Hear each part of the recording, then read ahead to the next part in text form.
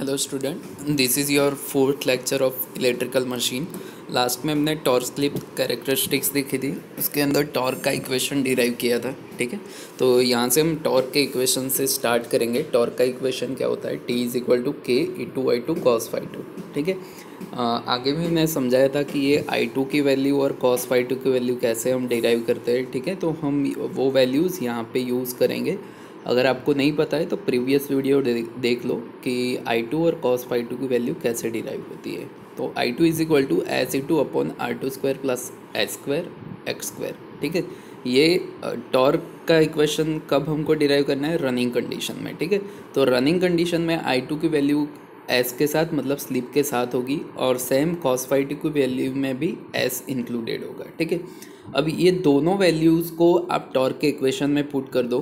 के E two I two की value आपके पास है, कॉस फाई टू की वैल्यू आपके पास है, दोनों वैल्यूज़ पुट कर दो। जो भी कैंसिल आउट होता है उसको कैंसिल करो। लास्ट में आपको मिलेगा K S R two E two square plus H two X रो स्क्वायर। ठीक है, तो आपको ये इक्वेशन मिलेगा लास्ट में, और ये इक्वेशन किसका है? रनिंग कंडीशन का। ठीक है, अब रनिंग कंडीशन का जो टॉर्क का इक्वेशन है वो कोई भी, जब भी मोटर रन हो रही है वो कोई भी स्पीड पे हो, वहाँ पे अगर आपको टॉर्क फाइंड करना है तो ये इक्वेशन आप यूज़ कर सकते हो। के कांस्टेंट है आपका, ठीक है, वो थ्रू आउट कांस्टेंट रहने वाला है, चाहे वो आपका रनिंग कंडीशन हो या स्टार्टिंग कंडीशन हो। ठीक है, आपको यहाँ पे ध्यान क्या रखना है कि स्लीप मैटर करती है, क्योंकि स्लीप क्या है, वो स्पीड पे डिपेंड करती है। तो जो भी आपकी स्पीड होगी, जो भी स्पीड पे आपको टॉर्क फाइंड करना है, वो उसके अकॉर्डिंग आप स्लीप निकाल दो। आर टू कॉन्स्टेंट होता है, एक बार मशीन बन जाता है आर टू कॉन्स्टेंट हो जाता है। ई टू जो भी ई एम एफ आ रहा है वो E two is equal to generally जो वोल्टेज अप्लाई होता है वो ही होता है। ठीक है, फिर आर टू कॉन्स्टेंट है नीचे भी, एस आपको मिल जाएगा स्पीड से और एक्स टू आपको मिल जाएगा वहाँ से। ठीक है, तो ये सारी वैल्यूज़ पुट करने के बाद आपको कोई भी रनिंग कंडीशन पे, कोई भी स्पीड पे आप टॉर्क फाइंड कर सकते हो। ठीक है, तो ये इक्वेशन याद रखना है रनिंग कंडीशन वाला।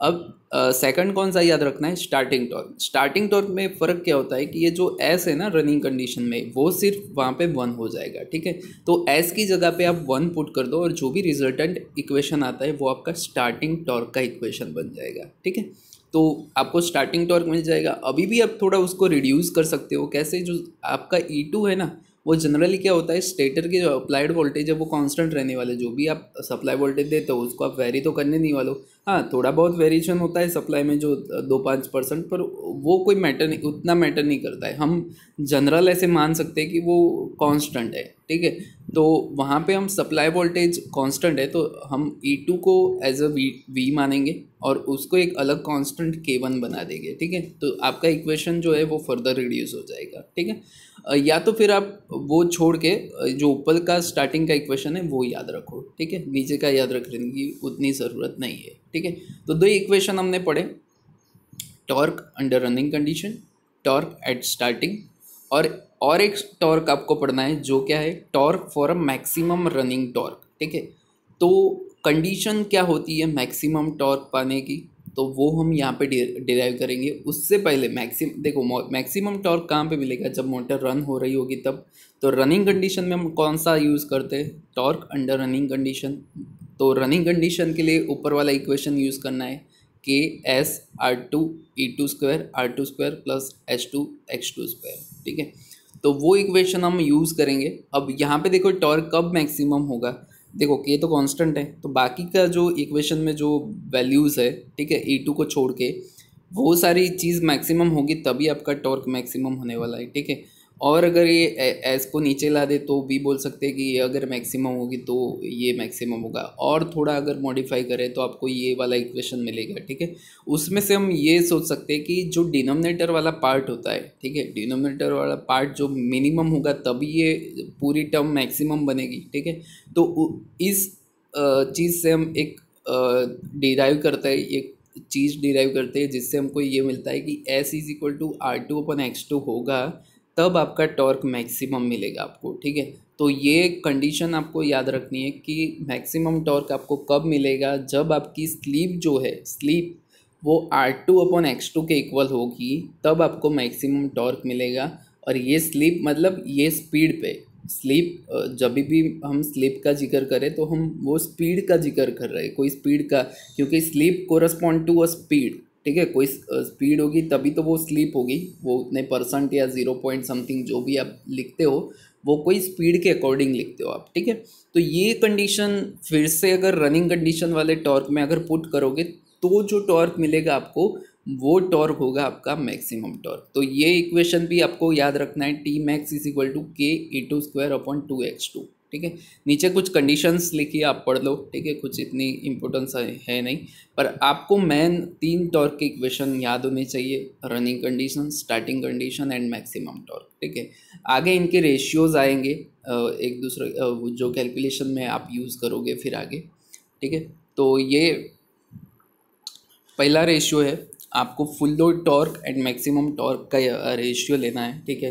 तो रेशियो बनाने से पहले आपको पता होना चाहिए फुल लोड टॉर्क। तो जब भी आप फुल लोड टॉर्क की बात करते हो तो फुल लोड कहाँ पे होता है, रनिंग कंडीशन में होता है। तो रनिंग वाले इक्वेशन में आप क्या करोगे, टी एफ से इंडिकेट करोगे फुल लोड टॉर्क को, और जो भी वहाँ पे स्लीप होगी उसको एस एफ, मतलब ऐसी स्लीप जो फुल लोड पे होगी वो वाली स्लीप आप रखोगे तो एक इक्वेशन बनेगा टी एफ। टी मैक्स का इक्वेशन तो हमने आगे डिराइव किया है, तो टी मैक्स का इक्वेशन वहाँ पे रख दो, ठीक है। अब दोनों का अगर आप रेशियो ले लोगे तो आपको T F upon T max कुछ ऐसा मिलेगा, जो भी कैंसल आउट होता है उसको कैंसल आउट करो, सिंप्लीफाई करो थोड़ा, ठीक है। तो लास्ट में आपको ये निकल के आएगा, यहाँ पे देखो, ये 2a के आगे वाले इक्वेशन को देखो, 2sf r2 अपॉन x2, हमने जनरलाइज कर दिया है, यहाँ पे r2 अपॉन x2 को हमने a ले लिया है, ठीक है, a कांस्टेंट ले लिया है। तो यहाँ पे शॉर्ट इक्वेशन ये बनता है 2asf नीचे a square plus sf square, ठीक है।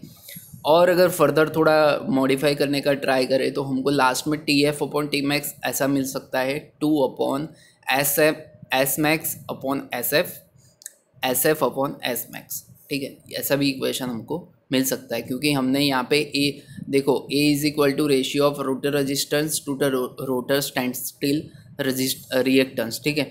अब ए की वैल्यू अगर हम R2 अपन X2 मान रहे हैं तो यहाँ पे हमने देखा था कि एस मैक्स क्या होता है, देखो यहाँ पे हमने एस मैक्स की वैल्यू फाइंड की थी, तो यहाँ पे एस मैक्स में क्या होता है R2 अपन X2, तो वो सेम ही ये चीज़ ही है, ठीक है। तो वहाँ पे अगर वो सेम चीज़ है तो यहाँ पे हम A is equal to S max भी रख सकते हैं। अगर एस मैक्स रखोगे ए की जगह पे तो कुछ ऐसा लास्ट में इक्वेशन बन के निकलेगा, ठीक है।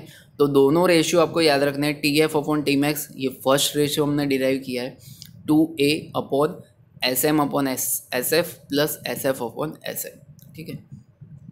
अब दूसरा ratio starting torque and maximum torque के लिए, तो स्टार्टिंग टॉर्क का इक्वेशन आपको पता होना चाहिए, आगे हमने डिराइव किया है। टी मैक्स का इक्वेशन आपको पता है, आगे हमने डिराइव किया है। दोनों को डिवाइड कर लो और लास्ट में जो बचता है, हम यहाँ पे जनरलाइज ए लिखते हैं हम R2 अपॉन X2 को, तो जनरलाइज फॉर्म में इक्वेशन मिलेगा 2a अपॉन ए स्क्वायर प्लस 1, ठीक है।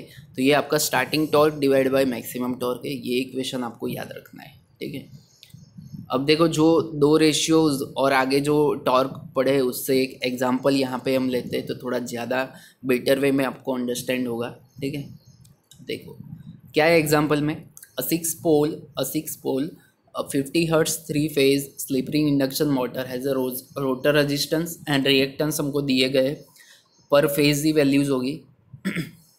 कैलकुलेट क्या करना है, at what speed the torque is maximum. First, torque कहाँ पे मैक्सिमम है ऐसी स्पीड ढूंढनी है, तो आपको जब भी स्पीड बोले तो स्लिप ढूंढनी है, ठीक है।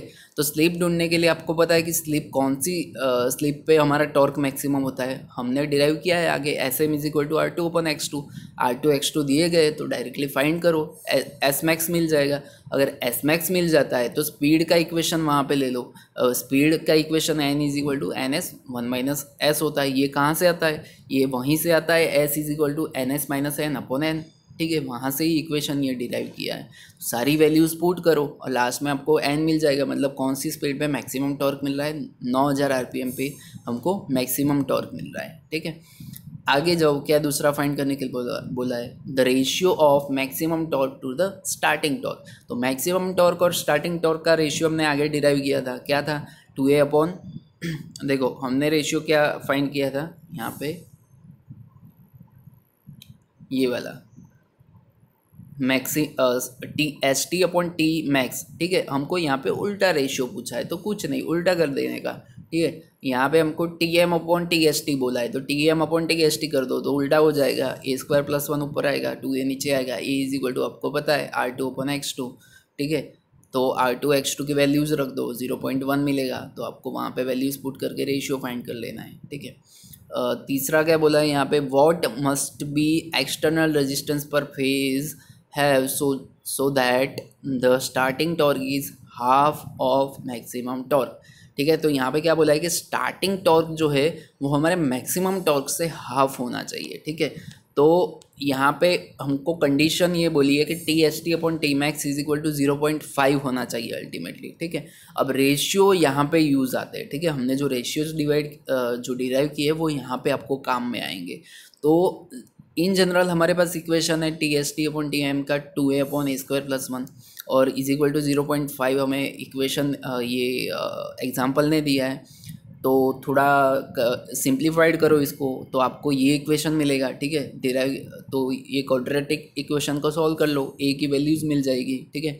दो वैल्यूज़ मिलेंगे, उसमें हायर वैल्यूज़ को वैसे भी रिजेक्ट करना है क्योंकि हायर वैल्यूज़ होगी भी नहीं वहाँ पे, ठीक है। तो ए की वैल्यू यहाँ पे हमको मिल जाती है। अब ए इन जनरल होता क्या है, R two upon X two in simple, मतलब resistive part upon reactance part. तो यहाँ पे हमको ये बोला है कि एडिशनल कितना रेजिस्टेंस ऐड करें ताकि हमको ये टॉर्क मिले, मतलब उससे क्या होगा कि ये जो ए मिल रहा है वो वही वैल्यू है जो हमारी आर टू पर resistive part upon reactance part है। तो रजिस्टिव पार्ट में हम थोड़ा बहुत एक्स्ट्रा आर ऐड कर रहे हैं, ठीक है। तो आर टू के साथ प्लस एक स्मॉल आर आएगा जो हमने एडिशनली ऐड किया है ये टॉर्क को मॉडिफाई करने के लिए। तो हमको R two upon small R upon X two करना है। कैपिटल आर टू और एक्स टू तो हमको यहाँ पे दिया हुआ है, तो स्मॉल आर हम इजीली इससे फाइंड कर सकते हैं, ठीक है। तो ऐसे रेशियोज आपके काम में आएंगे, ठीक है। ये एक और एग्जांपल है, देखो यहाँ पे क्या दिया गया है, एक मोटर दी गई है 746 किलोवाट 3 फेज 50 हर्ट्ज, 16 पोल है इसके अंदर इंडक्शन मोटर। रोटर का इम्पीडेंस हमको दिया गया है, मतलब रोटर के आर एंड एक्स दोनों दिए गए, स्टैंड स्टिल मतलब जब मोटर स्टार्ट नहीं है और स्टॉप कंडीशन में तब, ठीक है। Full load torque is obtain at a 360 RPM, हमको यहाँ पे दे दिया गया कि फुल लोड टॉर्क भाई यहाँ पे मिल रहा है, मतलब ये जो स्पीड दी गई है उससे हम स्लीप फाइंड कर सकते हैं एसएफ, ठीक है। कैलकुलेट करना है ratio maximum to the full load, equation रख दो। देखो T M upon T F find करने को बोला है, तो इन जनरल हमको यहाँ पे स्लीप्स ही चाहिए क्योंकि रेशियो में हमने देखा है कि हम ratio T F upon T max का निकाल रहे थे, यहाँ पे उल्टा है तो आप उल्टा कर लेना, ठीक है।